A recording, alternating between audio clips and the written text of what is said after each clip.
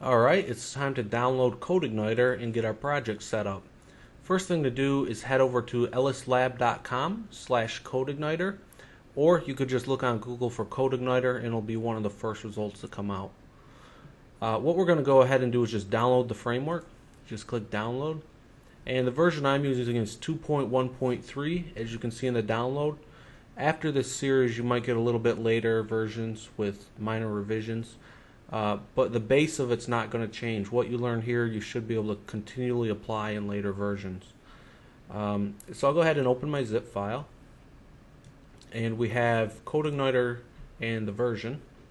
And if I go in here, I have 3 folders and then my index file. So our first job is this. Let's go to the place where you set up your workspace for your local host. Mine happens to be C Drive Workspace. And I created a folder called Junior Dash.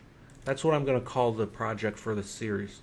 You don't have to call it that, but I'm going to do that because what we're going to build is an application that's like a miniature dashboard for users. So with this folder, I'm just going to take all this stuff and copy it in there.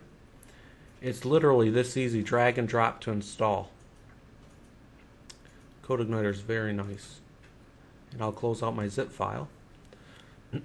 Now, my actual working PHP directory is this. I do use my host on port 82. Yours might look like localhost and then your file name. But I'll refresh, and you should have this up and running pretty easily. So let's briefly go through the structure of the application.